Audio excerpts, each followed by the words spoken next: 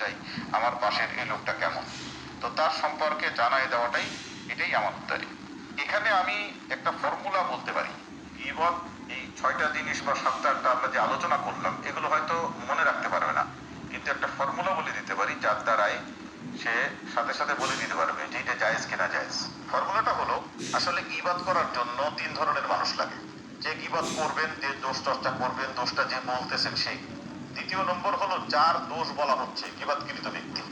তৃতীয় নম্বর হলো শ্রোতা, যে শুনছে অথবা যার কাছে গীবত করা হচ্ছে। এখানে 3 ধরনের মানুষ হইল। 3 ধরনের মানুষের যে কোনো একজন মানুষের যদি উপকার নিহিত থাকে তাহলে ওই গীবত বৈধ। আর যদি 3 ধরনের মানুষের কোনো মানুষের উপকার নেই, মুখরোচক আলোচনা শুধু খালি খালি, তাহলে সেই গীবত বৈধ না। যেমন আমরা আলোচনা করেছি এখানে, যে কোনো এক ব্যক্তি তার জুলুমের শিকার, সে জুলুমের থেকে বাঁচার জন্য হাকিমের কাছে যে সে নালিশ দিচ্ছে, তাইলে এর ভিতরে হাকিমের কাছে নালিশ দেওয়ার কারণে তার নিজের ফায়দা আছে এখানে।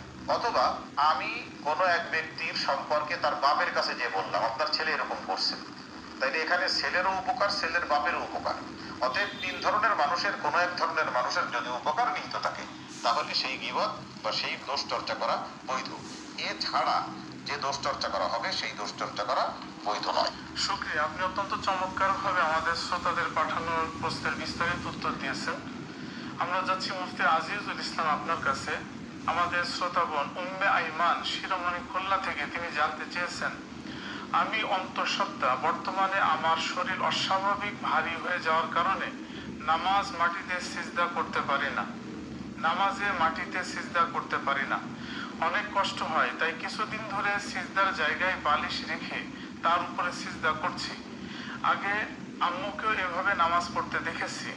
জানতে চাই আমার এভাবে নামাজ পড়া সঠিক হচ্ছে কিনা, যদি না হয় তাহলে এই অবস্থায় আমি কিভাবে নামাজ পড়তে পারি? বোন উম্মে আইমান, মাটিতে সিজদা করতে না পারলে বিধান হলো ইশারায় সিজদা করা। আপনিও ইশারায় সিজদা করবেন। ইশারায় সিজদা আদায়ের জন্য রুকুর চেয়ে একটু বেশি ঝুঁকবেন। অবশ্যই এই অবস্থায় বালিশ বা নিচু কিছুর উপর সিজদা করা অনুত্তম হলেও নামাজ হয়ে যায়, তাই আপনার নামাজগুলো আদায় হয়ে গেছে। আমাদের শ্রোতা মোহাম্মদ মাহবুব রামপাল বাগেরহাট থেকে তিনি জানতে চেয়েছেন, আমাদের মসজিদের ইমাম গত কয়েকদিন আগে আসরের নামাজের প্রথম রাকাতে ভুলে রুকু না করেই সিজদায় চলে যান। পিছন থেকে তাকবীর বললেও তিনি ওঠেননি, ফলে সবাই তার সাথে সিজদায় শরিক হয়ে যায়। পরে তিনি দ্বিতীয় রাকাতের 2টি রুকু করেন এবং চতুর্থ রাকাতের পর সাহু সিজদা করে নামাজ শেষ করেন। আমাদের এই নামাজ কি সঠিক হয়েছে? শ্রোতা বন্ধু মোহাম্মদ মাহবুব, ওই নামাজ আদায় হয়নি, কারণ প্রত্যেক রাকাতেই রুকু করা ফরজ। রুকু না করে সিজদা করলে ওই সিজদা সহি হয় না, ফলে ওই রাকাতই অনাদায়ী থেকে যায়। প্রথম রাকাতে তিনি যেহেতু সিজদার আগে রুকু করেননি, তাই প্রথম রাকাত আদায় হয়নি। তাই নামাজ হয়েছে মূলত 3 রাকাত। আর দ্বিতীয় রাকাতে একটি অতিরিক্ত রুকু করা হলেও তা দ্বারা কোনো ফায়দা হয়নি, কেননা দ্বিতীয় রাকাতের রুকু ও পরবর্তী সিজদা মিলে 1 রাকাত হয়েছে। ইমাম সাহেব যদি আরও 1 রাকাত পড়ে সাহু সিজদার মাধ্যমে নামাজ শেষ করতেন তাহলে নামাজ আদায় হয়ে যেত। তাই ইমাম মুক্তাদি সকলকে ওই নামাজের কাজা করে নিতে হবে। ইমাম সাহেবের কর্তব্য ছিল মুসল্লিদের লোকমার সময় সিজদা থেকে দাঁড়িয়ে রুকু করা এবং পুনরায় সিজদা আদায় করা, এরপর নামাজ শেষে সাহু সিজদা করে নেওয়া। এমন করলেও ওই নামাজ আদায় হয়ে যেত, পুনরায় পড়ার প্রয়োজন হতো না। শুকরিয়া আপনাকে। আমরা যাচ্ছি মুফতি মাসুম বিল্লাহ আপনার কাছে।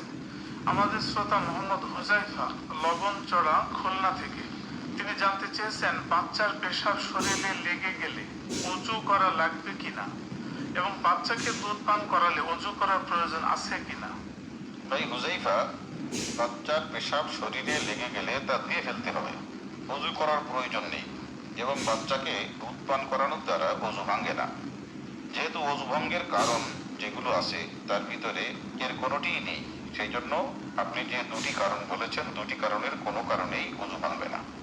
আমাদের শ্রোতা মোহাম্মদ রফিকুল ইসলাম অভয়নগর যশোর থেকে তিনি জানতে চেয়েছেন, আমার ভাগিনা আমার তত্ত্বাবধানে থাকে, আমার কাছে লালিত পালিত, কিন্তু এখন তার সংসার চালাতে অনেক কষ্ট হয়। আমি তাকে আমার জাকাতের টাকা দিতে পারবো কিনা?